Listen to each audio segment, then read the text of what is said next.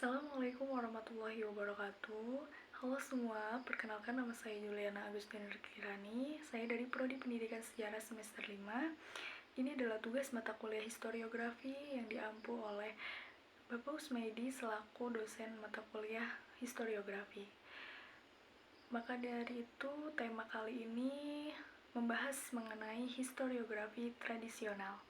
Baik, langsung saja, tidak usah berlama-lama, kita langsung ke pembahasan mengenai apa itu historiografi tradisional.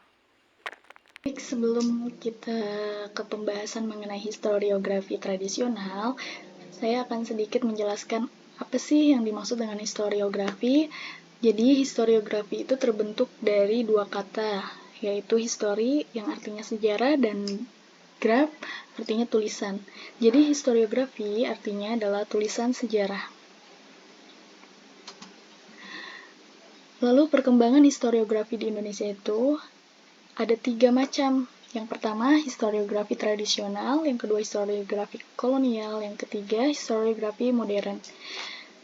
Yang akan kita bahas kali ini mengenai historiografi tradisional. Pada masa perkembangan historiografi tradisional, yaitu corak penulisan sejarah yang banyak ditulis oleh para pujangga keraton, karya-karya mereka bertujuan untuk melegitimasi kedudukan raja. Historiografi tradisional Nusantara kita kenal dengan sejumlah istilah seperti babat, serat kanda, sajarah, carita, wawacan, hikayat, sejarah, tutur, silsilah, cerita-cerita manurung, dan masih banyak lagi. Contoh karya sejarah yang berbentuk historiografi tradisional yang ditulis oleh para pujangga keraton dari kerajaan Hindu-Buddha sebagai berikut. Yang pertama ada babat tanah Pasundan, yang kedua ada babat Parahyangan, yang ketiga ada babat tanah Jawa, yang keempat ada Pararaton, yang kelima ada Nagara Kertagama, yang keenam ada babat Galuh, 7 ada babat Sriwijaya, dan masih banyak lagi. Historiografi tradisional yang ditulis oleh para pujangga dari kerajaan Islam, diantaranya yang pertama ada babat Cirebon, yaitu karya dari kerajaan Islam Cirebon, yang kedua babat Banten, yaitu karya dari kerajaan Islam Banten, yang ketiga babat Diponegoro, yaitu karya yang mengisahkan kehidupan Pangeran Diponegoro, yang keempat babat Demak, yaitu karya tulis dari kerajaan Islam Demak, yang kelima ada babat Aceh, dan lain-lain. Selanjutnya ada karakteristik historiografi tradisional. Yang pertama yaitu bersifat istana atau keraton sentris, di mana karya-karya di dalamnya banyak mengungkapkan kehidupan keluarga istana atau keraton. Dan ironisnya rakyat jelata tidak mendapat tempat di dalamnya dengan alasan rakyat jelata dianggap historis.